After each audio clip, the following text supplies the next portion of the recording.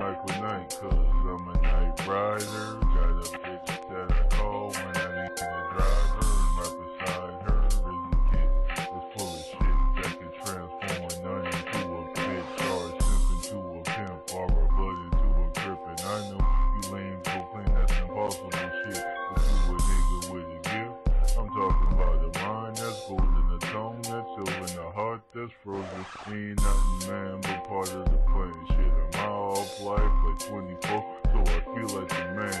And I'm starting to feel cool since you are my fan. Say, hey, my man, please tell me why your head is the same. Cause if you was beautiful from the cloud I just landed on, must be that loud that I'm smoking on. You can hear it when I light it from a mile away. And if you any closer than that bitch, you getting high today. Shorty HOC, and I finish it. Put your money all on me, and I'll win the bed. Matter of fact, I'll triple that for the mere fact that you niggas fell asleep on the tight. Niggas won't hold grudges, well hell, I hold lightning. I'm the son of Zeus and tell the truth, a nigga so exciting. Even without the plane, a nigga still gonna be fighting. There's pleasure after the pain, so don't ask me why I'm fighting. Man, questions like that got me mad enough to rant. So right now we just need to go ahead and get up into that. Questions like that got me mad enough to rant. Matter of fact, we just need to go ahead and get up into that. Yeah, cause we back at this motherfucker spectacular. At your neck like Dracula. Everything we do, man, you know that you just stop, watch, pop, and back it up. Back it up, bitches wanna back it up. That's what I do in this bread, man, I stack it up. Still it's taller than Shaq. God damn it, man, I know real niggas got me back. Yeah, I can call them all by name, but still you know my name, and then you know my game is just so far above any other plane. That is absurd, motherfuckers, they hear the word.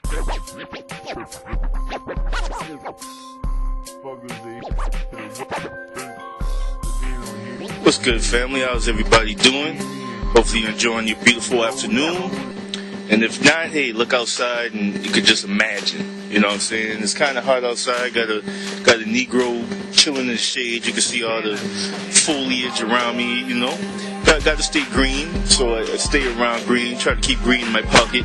All that good stuff. So high off life definitely goes green, you know, recycling and all that other good stuff too. So you should definitely go green as well. But I want to come to you this afternoon, kind of piggybacking off of, you know, some of the things I kind of laid down this morning.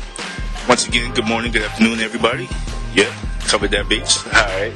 But yeah, just wanted to talk about educating ourselves and the powerless black leaders that apparently we have. You know, and this is a whole argument that I guess I have about it. You know, if you just take a casual, you know, non-racist white person, European American, and just, you know, ask them about Al Sharpton and, you know, ask them about Jesse Jackson, and usually they'll have something negative to say, followed by something positive, followed by something negative. Usually the negative things that they have to say is that they're camera whores. You know, they exploit black problems and black issues, so to speak, just to get their name out there and do all that. Once again, that's the view of the European American. Of course, in the African American community, you know, we view Jesse Jackson and Reverend Al Sharpton as, you know, somewhat of leaders. You know, we also have black mayors all over this country. We also have black congressmen, black senators, African Americans, however you want to say it. You know what I'm saying? So none of that is really that much of an issue as far as having people out there that can actually get some things done. My whole issue is I'm not sure if they're taking enough time out of their busy schedule, which kind of piggybacks off of what I was saying about the European Americans' view of some of these leaders, is that you only see them when it seems to benefit them. Don't get me wrong. There's a lot of work that is done, and I will give them credit for doing a whole lot of work that is not seen, because cameras don't follow them around 24/7, so I'm not going to follow it up 100%. I do know that they do jump in front of a camera real quick when something bad is happening, or something that they could, you know, use as a platform to speak on. But at the same time, we tend to forget the conversations about poverty. We tend to forget the conversations about education. And we definitely drop the ball on educating ourselves about legal matters. And the case I brought up this morning, which has been going on for the past couple of weeks now, it happened probably not too long after the Trayvon Martin situation, so that's probably why I didn't get much press. But this young lady fired a round in the air. She let one off, bah, bah. Probably cussing, get the fuck away from my house, you know what I'm saying? Get away from us. Dude trying to, kicking the door. I'm ad-libbing right now, of course, trying to whoop her ass. And she let off a couple shots. She ain't shoot the nigga, but she let it off. And now, this whole stand your ground stuff that, propped it up George Zimmerman and some other people from the Florida area and whatever states also have that stand your ground law. You know what I'm saying? They are allowed, and their defense team is allowed to use the stand your ground law as, somewhat of a defense, once again. But in the cases of many minorities, African Americans predominantly, that stand your ground rule does not apply. Once again, just to recap, spoke on the congresswoman that was on radio this morning, and she was speaking about how the statistics are very uneven. How, the African American or any minority stand your ground really does not apply. It has never worked. It has never come up. It was never applicable in any of their cases. And that goes back to my original point about educating ourselves and where are the black leaders that educate us about it. You know what I'm saying?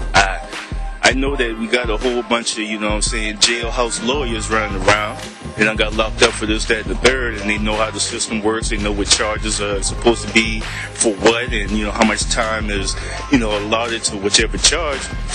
That's cool. They even know different defenses to use, and that's cool. We have our jailhouse lawyers. That's cool, because sometimes that's better than nothing. But we need to have actual lawyers, actual judges, actual people that know the law and educate the black community on a frequent basis about what's really going on.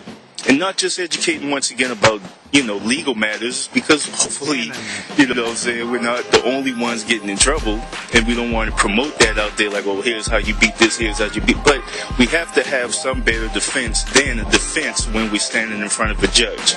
We should know our laws, know our rights way before that.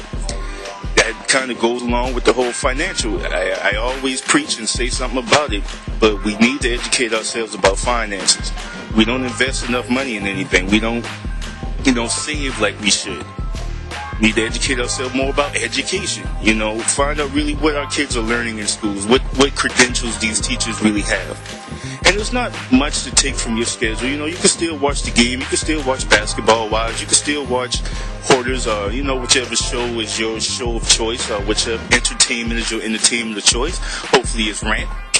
But at the same time, we still need to educate ourselves a little bit further about the more serious and real things going on. Actually, closing out on this note right here, was at church on Sunday, thank God. You know what I'm saying? It was beautiful, beautiful service.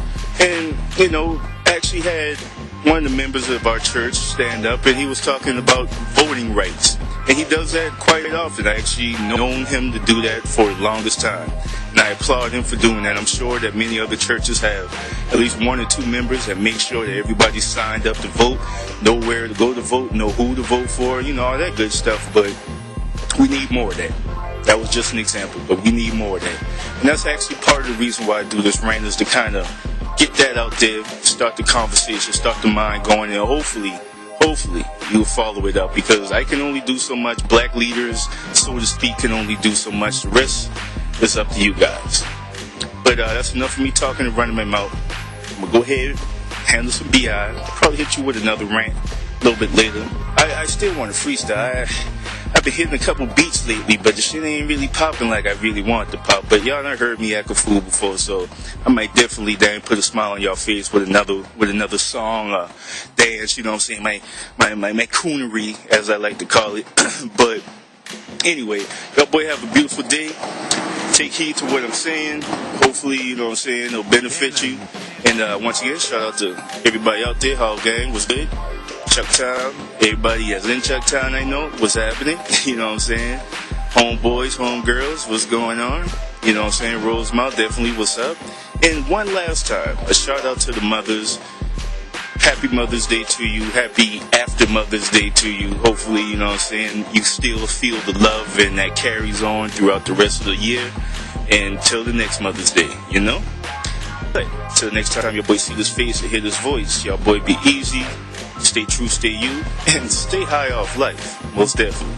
Yeah.